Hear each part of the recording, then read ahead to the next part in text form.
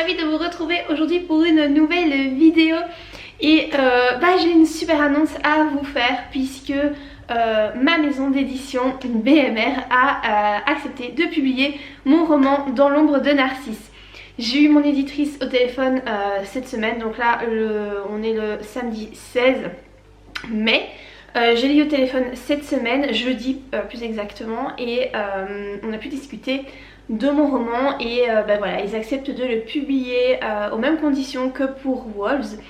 Il y aura juste un petit travail de correction à faire qui sera probablement plus long parce qu'il y a un des personnages dont la psychologie pose un peu problème. Donc dans ce roman, je vous rappelle, si vous n'avez pas suivi voilà, tout mon processus d'écriture durant toute l'année, donc j'ai mis 1 an pour écrire ce roman. Et en fait je vous ai filmé durant cette année régulièrement des vidéos pour vous parler de l'avancement de ce roman. Donc s'il y a des gens qui me suivent depuis longtemps, vous avez pu suivre l'avancement depuis le début. Pour les gens qui débarquent, je vous rappelle que c'est un roman qui traite des pervers narcissiques. Donc on va suivre l'histoire d'une héroïne qui s'appelle Livia et qui a été victime d'un pervers narcissique, son ex-compagnon avec qui elle a eu des jumelles. Elle décide donc tout au début du roman, elle le quitte, donc après des années de souffrance et vraiment des grosses souffrances psychologiques mais pas que. Elle décide de le quitter et donc on la retrouve 1 an plus tard. Le roman, si vous voulez, le chapitre 1 commence 1 an plus tard, sa rupture. Voilà, donc les pervers narcissiques, pour ceux qui ne savent pas ce que c'est des gens qui sont tels des sangsues. Une fois qu'elles ont une victime, elles ne la lâchent pas. Et là Livia est coincée puisqu'elle a des enfants avec cet homme là. Et donc elle sait très bien qu'elle va devoir se le coltiner pour quasiment toute sa vie, parce que même si elle n'est plus avec lui, il est toujours dans son ombre et il est toujours menaçant, il est toujours humiliant. Et voilà, elle n'arrive pas à s'en débarrasser. Elle va donc finir par rencontrer un autre homme, même si elle essaye de contrer ses sentiments, parce qu'elle sait très bien que si son ex-compagnon l'apprend, il va lui pourrir la vie encore plus que ce qu'il lui pourrit.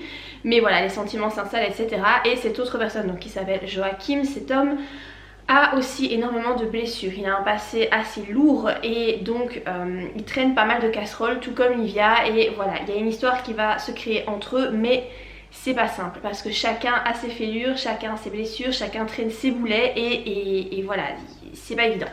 Donc pour en revenir à ce que mon éditrice m'a dit, elle aime beaucoup le personnage de Livia, donc l'héroïne, il n'y a aucun problème par rapport à elle. Je l'ai très bien construit, je suis très contente. Le pervers narcissique, donc son ex-compagnon qui s'appelle Marvin accessoirement, est très bien construit aussi. Elle m'a fait aucun commentaire par rapport au pervers narcissique, donc c'était ce que j'avais le plus peur.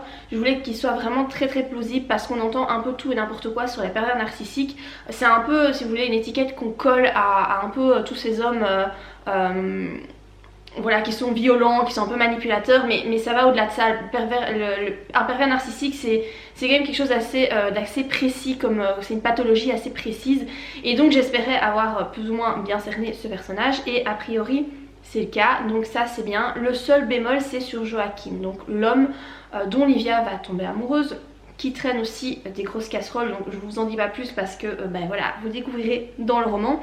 Mais il y a certaines réactions en fait de sa part qui pour l'éditrice ne sont pas plausibles à partir du dernier tiers du roman. Donc il va falloir que je modifie certaines choses dans les 2 premiers tiers pour que voilà, on comprenne tout doucement les soucis que lui a, si vous voulez. Donc il y avait 2 façons de procéder. Soit je changeais son comportement dans le dernier tiers, soit je devais essayer des petits détails en fait qui pouvaient mettre la puce à l'oreille dans les 2 premiers tiers. Et donc j'ai choisi de faire ça, d'instiller comme ça des petits détails qui pourraient donner la puce à l'oreille dans les 2 premiers tiers, parce que je tiens vraiment à ce que son comportement soit tel qu'il est en fait dans le dernier tiers. Pour moi ce personnage il est comme ça et je veux pas le changer. Donc j'ai choisi cet axe là avec l'éditrice. Et donc elle va orienter les corrections sur cet axe là. Donc cette fois-ci je n'aurai pas un travail de réécriture à faire et à leur renvoyer, mais la correctrice va directement me noter dans le texte les endroits qu'il faut modifier par rapport au comportement de Joachim, donc mon personnage. Donc voilà, ça ce sera la première phase de correction, donc du coup c'est quelque chose qui risque de prendre un peu de temps parce que je vais devoir réécrire certaines choses et retravailler la psychologie. Et là, je suppose qu'après les corrections plus typographie, synonymes, répétition, etc., ces corrections-là viendront après. Moi en général j'ai pas ce travail de correction là à devoir modifier la psychologie. C'est là que je vois que BMR c'est quand même une maison d'édition qui est extrêmement pointue et exigeante, voilà. Voilà, c'est pas pour critiquer les autres maisons d'édition, mais c'est vrai qu'avec les petites structures, j'avais jamais dû faire ce genre de travail. Voilà, ils acceptaient mon manuscrit tel qu'il était. Or, je sais très bien qu'il y a des choses qui devraient être modifiées. Maintenant, avec mon expérience, je me dis, ils auraient jamais dû accepter ce genre de choses dans mes romans. Mais ils ont pas, voilà, ils ont pas fait de commentaires, ça a été accepté comme ça. Et il y a juste eu un travail de correction, point de vue orthographe, grammaire, répétition, etc. Ici, BMR, ils vont vraiment plus loin. Les corrections sont assez poussées et ils sont exigeant. C'est pour ça que c'est pas facile d'y rentrer et c'est pour ça aussi que je suis super fière d'avoir un deuxième manuscrit accepté chez eux parce que pour moi c'est vraiment un gage de qualité. Ça veut dire que mon manuscrit est qualitatif et pour moi bah voilà c'est super important pour l'image que j'ai de moi-même. En fait c'est très important. Après c'est pas un truc dont je me vante, hein, j'en parle jamais autour de moi, mais c'est juste pour moi-même, pour ma fierté personnelle, pour que je me sente bien dans ma peau. Pour moi c'est important de me dire que voilà, on a reconnu mon travail dans ce genre de maison d'édition là. Donc voilà, là je n'ai pas encore eu les corrections hein, bien entendu, avec le confinement etc, tout a pris du retard. Je sais pas quand le roman sera publié, mais en fonction du temps que je mettrai pour faire les corrections, mais je peux vous assurer que je vais gazer hein, parce que j'ai tellement envie que ce roman soit publié que je vais me concentrer à fond sur les corrections dès que je les aurai. J'ai pas encore non plus signé le contrat, donc là je dois attendre qu'il arrive. Mes éditrices ne savaient pas s'il allait si on allait me le faire parvenir par mail ou par papier, puisque voilà tout le monde fait du télétravail donc c'est hyper compliqué pour le moment. Mais elle m'a dit que a priori ce serait possible qu'il sorte vers le mois de septembre, je crois, septembre-octobre. Ce serait possible qu'ils sortent en version numérique à ce moment-là. Chez BMR, si vous ne le savez pas, les versions papier sortent toujours quelques mois après la version numérique. Pour Walls, la version numérique est sortie le 19 juillet 2019 et la version papier est sortie au mois de novembre, donc quand même quelques mois plus tard. Ici ce sera le cas et le laps de temps entre la version numérique et papier sera peut-être même un peu plus longue parce qu'évidemment à cause du confinement toutes les versions papier, les sorties papier ont été stoppées et donc il faut rattraper le retard. Ce qui fait que tout va, en fait les délais vont être plus longs pour tout. Si mon roman donc Dans l'ombre de Narcisse sort au mois de septembre en version numérique, je sais pas s'il arrivera à être publié en version papier encore cette année-ci en 2020, je sais pas. C'est des grosses inconnues, il n'y a pas encore de planning ni rien, mais en tout cas la version numérique sera je pense plus que probablement publiée en 2020. Je crois que ça on peut dire que c'est sûr que ce sera publié en 2020. Par rapport au titre, parce que je vais poser aussi la question, Dans l'ombre de Narcisse, parce que je vous avoue que je suis assez fière de ma trouvaille. Je suis assez contente de mon titre.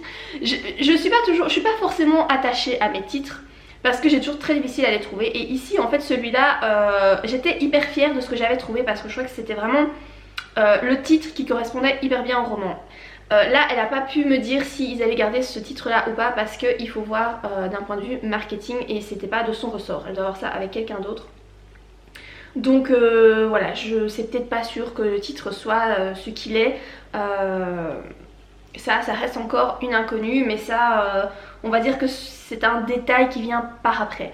Par rapport à la couverture, on en a discuté aussi. Elle m'a en fait un petit peu demandé ce que je voulais, comment je voyais les personnages, parce que si vous voulez, dans mon roman Dans l'ombre de Narcisse, c'est vraiment un roman qui est complètement différent de ce que j'écris d'habitude. Si vous me suivez, que vous avez lu tous mes romans, vous constaterez que c'est pas du tout la même chose. Celui-là est très très différent. Il n'est pas adressé au même public, je pense non plus, et le message que je veux transmettre dans ce roman n'est pas non plus le même que celui que je voulais transmettre dans mes autres livres en fait. Dans celui-ci, si vous voulez, il y a très peu de description physique des personnages. Pour mes autres romans, en général, j'allais chercher une photo sur internet, je prenais un acteur, un mannequin, quelqu'un qui m'inspirait bien et je décidais que cette personne était mon personnage, aussi bien l'héroïne que le héros. Et donc je faisais quand même pas mal de descriptions physiques pour qu'on s'en fasse une représentation mentale assez précise. Ici dans l'ombre de Narcisse, il y a extrêmement peu de descriptions physiques. L'héroïne je pense peut-être à un certain moment je dois parler de ses cheveux, mais je suis même pas sûre que je le fais. C'est très très flou au niveau de la description physique. Le héros Joachim, le seul détail que je donne c'est qu'il est grec. Et que donc ben forcément il a un peu typé méditerranéen, hein, voilà, c'est pas un blond yeux bleus, hein. Les Grecs en général ils ont les cheveux noirs, les yeux foncés et la peau un petit peu mate. Et Marvin, je pense que je ne le décris pas du tout, je dis juste qu'il est musclé, il est beau physiquement, enfin attractif, voilà. En tant que pervers narcissique en général ce sont des personnes qui prennent très très soin d'elles. Mais tout ça est très superficiel, mais je ne décris pas ses cheveux, ses yeux, on ne sait pas en fait comment il est. Tout ça est volontaire parce qu'en fait j'ai envie que chacun puisse comment dire, s'immerger dans l'histoire et se mettre à la place des personnages. Que si une femme qui est victime d'un pervers narcissique qui est à la place de Livia, j'ai vraiment envie qu'elle puisse se mettre très facilement à la place de Livia. Et donc c'est ça la volonté, de pas préciser à plusieurs reprises que, j'en sais rien, elle est blonde, elle a des longs cheveux, elle a les yeux verts, je sais, voilà. Il y a peu de description physique, c'est volontaire. Du coup pour la couverture, elle m'a un peu demandé comment je voyais les personnages parce que il savait pas se calquer vraiment sur une description physique. Donc j'ai simplement dit qu'il fallait juste que Joachim soit typé méditerranéen parce que sinon ça allait pas être plausible pour la couverture. Et pour le reste c'est comme il voulait. L'héroïne je la voyais plutôt blonde, mais voilà, c'est pas une obligation. Donc là franchement pour la couverture je leur laisse, voilà, je suis pas du tout exigeante, je sais qu'ils feront un super boulot et que ils feront en sorte que ce soit vendeur parce que BMR leur couverture je trouve qu'elles sont très belles, donc je ne fais pas trop de soucis en fait par rapport à ça. Donc voilà, là j'attends le contrat qui je sais pas quand il va arriver mais je l'attends. En tout cas j'ai donné mon accord, voilà, il sera publié chez BMR, donc je suis très contente, très soulagée et voilà, de me dire que j'aurai un second roman chez eux. Donc s'il y a encore des salons qui se feront cette année-ci, peut-être que je pourrais l'avoir en version papier, c'est pas sûr, on sait pas. Elle savait pas me dire non plus s'il y aura encore des salons puisque avec le virus tout a été bloqué. Donc on sait pas s'il y a de nouveau des salons qui vont être permis, etc. en France. Mais voilà, par rapport à l'acceptation dans la maison d'édition, donc c'est la première fois que j'ai un contact téléphonique aussi avec ma maison d'édition parce que tout se faisait par mail. Pour Wolves, tout s'est fait par mail du début à la fin. Et là, c'est la première fois que j'ai un appel téléphonique. Donc, elle voulait vraiment discuter de vive voix par rapport à la psychologie de Joachim. Et j'ai trouvé ça sympa, voilà, d'avoir un entretien téléphonique comme ça change et c'est beaucoup plus facile. Et puis voilà, ça permet de mettre aussi une voix sur un nom parce que je discute avec l'éditrice depuis, ouais, ça fait 2 ans, peut-être 2-3 ans que je discutais avec elle en fait, et j'avais jamais entendu sa voix, donc là c'est plutôt cool, j'ai pu mettre une voix sur un nom. Donc voilà comment ça va se passer pour ce roman-ci. Je tenais vraiment à vous faire une petite vidéo spéciale là-dessus puisque je sais que vous êtes plusieurs quand même à me suivre par rapport à ce roman et à l'attendre parce que comme c'est vraiment un roman en fait dont je vous ai parlé de l'élaboration, de l'écriture jusqu'à la fin. Vous m'avez suivi en fait dans tout mon processus d'écriture en vidéo et je sais que certaines personnes l'attendent parce que c'est un sujet qui intéresse pas mal de monde. Ah oui, et l'éditrice aussi ce qu'elle a dit et ça m'a fait vraiment trop plaisir, c'est que c'est une romance qui sort vraiment des sentiers battus. Donc la fin est complètement à l'opposé des romances qu'on lit habituellement. Je vais évidemment pas vous la dire, mais c'est pas du tout ce qu'on trouve dans les romances habituellement. Et enfin, l'éditrice elle trouve ça vraiment très bien en fait, hein. Et aussi le fait que cette fois-ci les héros, parce que vous savez souvent dans les romances new adultes, les héros ce sont des mecs gros machos, un peu violents, etc. Et on en fait un espèce de fantasme. Les femmes dans les romans, les héroïnes sont super attirées par ces hommes-là. Ici en fait c'est tout l'inverse. Ces hommes-là, donc Marvin, hein, pour le coup le pervers narcissique, est détestable et vraiment Livia veut s'en défaire parce que c'est un poison ce mec, il est toxique. Et c'est vraiment ce que je veux montrer parce que pour moi la réalité de la vie ce n'est pas être avec un homme macho, violent, toxique, dominateur, c'est pas la réalité de la vie. On veut pas de ce genre de relation dans la vie, donc ça ne représente pas du tout la réalité. Et je pense qu'ici mon roman, enfin en tout cas c'est ce que j'essaie de faire et d'après les retours que j'ai jusqu'à présent ça fonctionne, c'est que c'est vraiment réaliste. c'est une histoire d'amour réaliste et voilà. Je suis contente et j'ai trop hâte qu'il soit publié, d'avoir des retours. Vraiment c'est un roman qui me tient super fort à cœur et je vous avoue que de tous les romans que j'ai écrits, c'est celui dont je suis le plus fière jusqu'à maintenant. J'ai quand même écrit quelques-uns là, des romans, mais c'est celui dont je suis le plus fière, même par rapport au roman que je suis en train d'écrire actuellement, donc sur le confinement, hein, voilà, si vous me suivez. Celui sur les pervers narcissiques là, c'est vraiment ouais, il est au-dessus. C'est le roman dont je suis le plus fière, celui qui me tient le plus à cœur et celui sur lequel je mise le plus d'espoir, si vous voulez. Je sais que les critiques que j'aurai par rapport à ce roman là, si elles sont négatives, je sais que je vais avoir plus difficile à les digérer que pour mes autres romans. Voilà, pour Wolves j'ai eu pas mal de critiques négatives. Je sais que c'est un roman qui a pas plu à tout le monde, surtout en fait la fin. La fin que j'ai choisie pour ce roman, en tout cas le dernier tiers,